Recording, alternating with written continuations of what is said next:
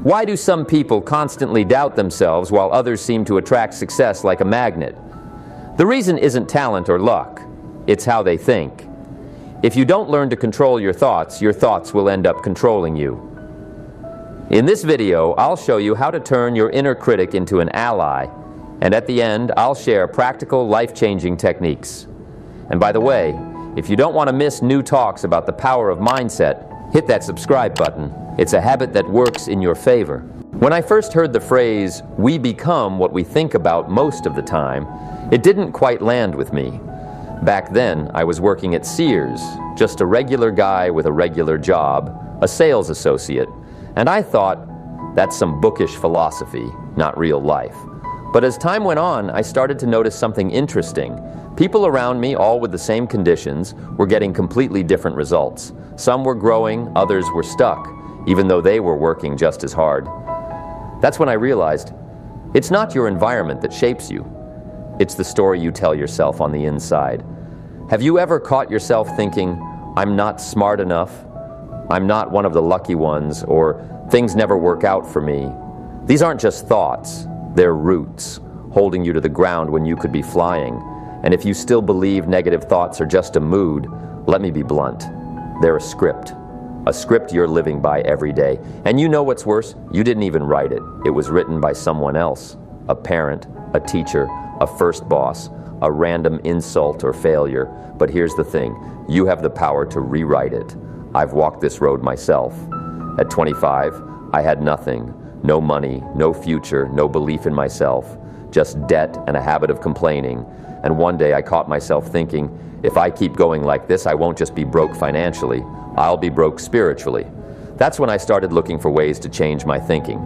I read books, talked to successful people, wrote down my thoughts, and, most importantly, I started stopping the negative ones before they took hold. Friend, you can change your life, but first you've got to change your inner dialogue. Because the most dangerous thing isn't what others say, it's when you start to believe them. Believe that you can't, that it's too late, that change isn't for you. I'm here to tell you that's not true. Here's what is. Your mind can be trained to think differently, and I'm going to show you how. In this video, we're not just going to talk, we're going to act. You'll get practical techniques to help you rewrite limiting beliefs. We'll break down how negative thoughts are formed, how to deal with them, and how to replace them with beliefs that lift you up instead of dragging you down. At the end, you'll get a set of self-assessment questions, measure the strength of your mindset, and choose one area to improve this very week. Ask yourself right now, do I believe more in my doubts or in my potential? Because here's what I've learned. Doubt is a habit, but so is belief. And whichever one you train, that's the one that shapes you. When we talk about negative thoughts, we're not just talking about a bad mood. We're talking about those inner phrases that repeat day after day and eventually turn into beliefs. I call them silent saboteurs. They don't shout, but they're there. They whisper, "Don't bother trying. You'll fail anyway." And the more you listen, the less you act. Less action means fewer results. Fewer results lead to more frustration. And before you know it, you're stuck in a trap you built yourself without even realizing it.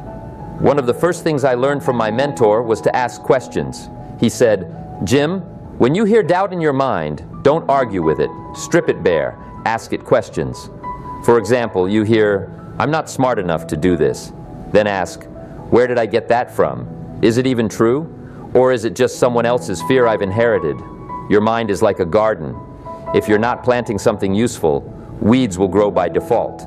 And the first step is learning how to spot the weeds. The most dangerous thing about negative thoughts is that they sound convincing. They speak in your inner critic's voice, but disguise themselves as realism. They say, "Be careful. Don't stick your neck out. Stay in your comfort zone." And here's what I'll tell you. The comfort zone is where dreams go to die quietly. I've seen people sit in it for decades. They called themselves realists, but they weren't happy. Here's the first thing I recommend. Write your negative beliefs down, clearly, with no sugarcoating. Things like, "I'm not worthy of success, I always mess things up, no one really cares about me." And then, under each one, write, "Where did I get this from? Is this my actual experience, or was it planted in me?" See, Awareness is half the battle. Most people are living out scripts they haven't questioned in years. They don't realize those thoughts can be challenged, but now you do. The second step, replace the belief. But not with a fluffy phrase. Replace it with a statement that has logical grounding. For example, if you're thinking, I'm not capable of big things, switch it to, I don't know how yet, but I'm capable of learning and growing. That's not lying. That's choosing a new truth. Instead of, I'm useless, say, I have skills I can build on. Instead of, I'm unlucky, say, I create opportunities through consistent action. I use a simple technique I call thought plus action. When I catch myself thinking a negative thought, I immediately add an action. Say I'm thinking, today is going to be tough. I add, but I'm still going to get at least one meaningful thing done. And then I do it. That one action breaks the negative momentum. We can't control every thought that pops into our heads, but we can choose which ones to hold on to.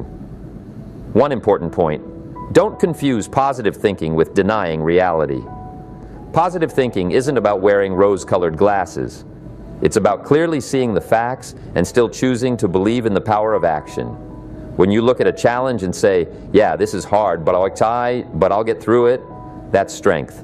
I've seen plenty of people in tough circumstances who didn't let negativity break them because they chose what to think every single day, and so can you. And one more thing, your environment. Your thoughts often echo the people around you. If you're constantly surrounded by complaints, fear, cynicism, you'll absorb it. But when you start tuning in to different voices, motivating ones, voices that talk about possibilities and action, your thinking starts to shift. It's not a trick. It's not manipulation. It's just what works. Want to change your mindset? Change your information flow. I always say, work on yourself more than you work on your job, because your job depends on who you are, and who you are depends on what you think. The choice is yours. The thoughts you feed, those are the ones that grow. Be vigilant, because negativity doesn't come banging on the door. It sneaks in as a habit, as a phrase like, well, I'm just the kind of person who always screws up. And if you repeat that enough times, you become it. So let me ask you, what negative thought plays most often in your head? And why do you still believe it? Maybe it's time to say, enough.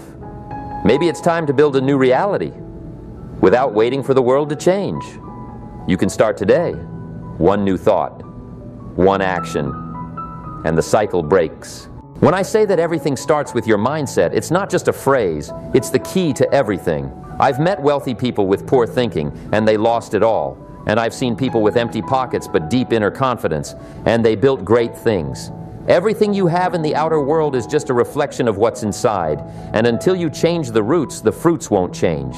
One of the most common poisons is the thought, this is just how I am. It sounds like self-acceptance, but often it's resignation.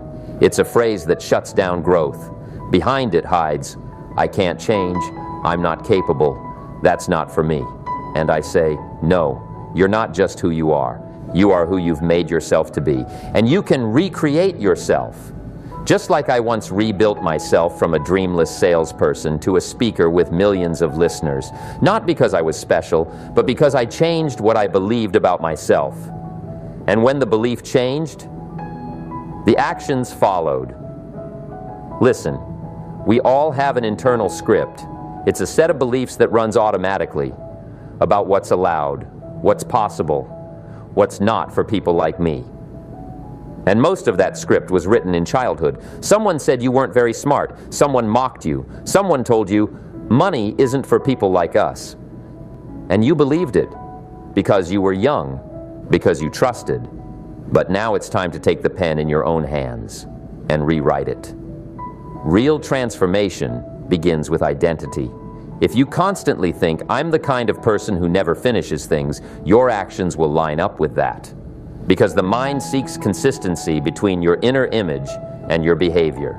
But if you start thinking, I'm the kind of person who finishes, I'm someone who gets back up after falling, I'm a creator, not a victim, your behavior starts to follow. Not instantly, but inevitably.